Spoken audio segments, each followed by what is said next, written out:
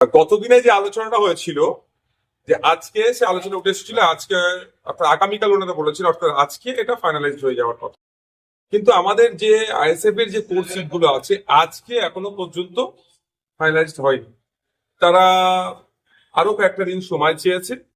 আমরা আমাদের অবস্থান ক্লিয়ার করে এসেছি যে আমরা প্রয়োজনে অনেকটা স্যাক্রিফাইস করতে প্রস্তুত আছি, সেটাও বলেছি কোথায় কোথায় আমরা ছাড়তে রাজি আছি, কিন্তু আমাদের কোর সিট আমরা কোনো মতেই ছাড়তে পারবো না। তো দু একটা দিন টাইম চেয়েছে, বৃহত্তর স্বার্থের কথা মাথায় রেখে আমরা আরো কয়েকটা দিন অপেক্ষা করছি।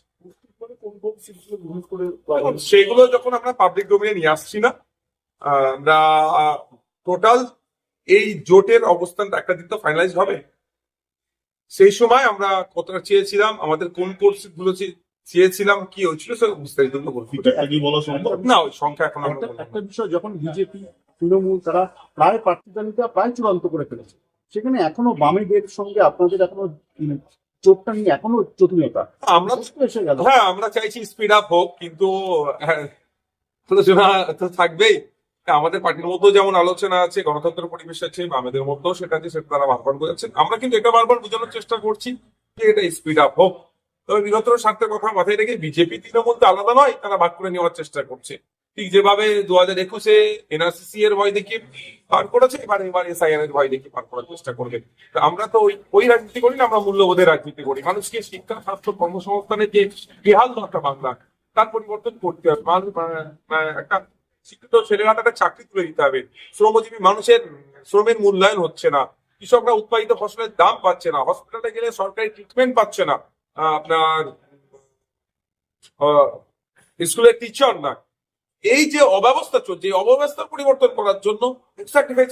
আরেকটা বিষয়, যে মানে সমস্যাটা কোথায়, মানে সিপিএম কে নিয়ে নাকি শরীরকে নিয়ে? না, ওটা পার্টিকুলার ব্যাপার না। আমি বামেদের সাথে তো আমরা জোট করতে এসেছি, বামেদের সাথে কি আলোচনা হচ্ছে সেটা বলছি। বামেদের সাথে যে আলোচনা দাঁড়িয়েছে সেটা হচ্ছে আমাদের কয়েকটি কোর্স, আমাদের যে কোর্স সিট গুলো আছে সেগুলো নিয়ে এখনো ফাইনালাইজ হয়নি। বাকি সিট গুলোর অনেক একটা অংশ ফাইনালাইজ হয়ে গেছে, বাকি যেটা আছে সেটার জন্য আমরা অপেক্ষা আছি।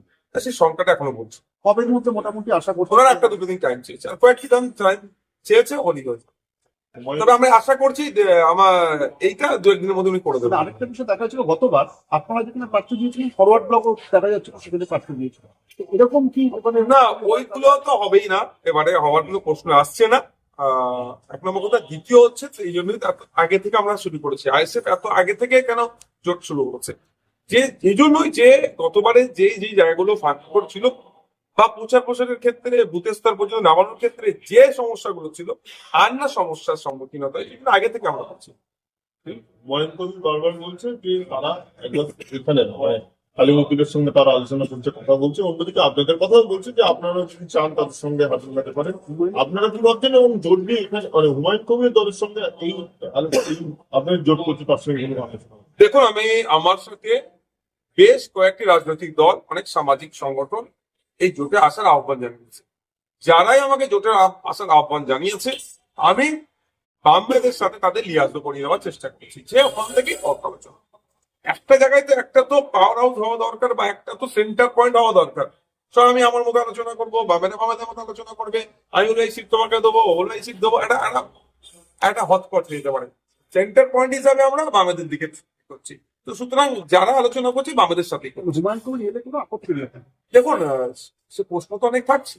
এখন আমরা যে আলোচনাটা এখন বামেদের সাথে করছি, আগে আমার দিকটা ক্লিয়ার করে নি।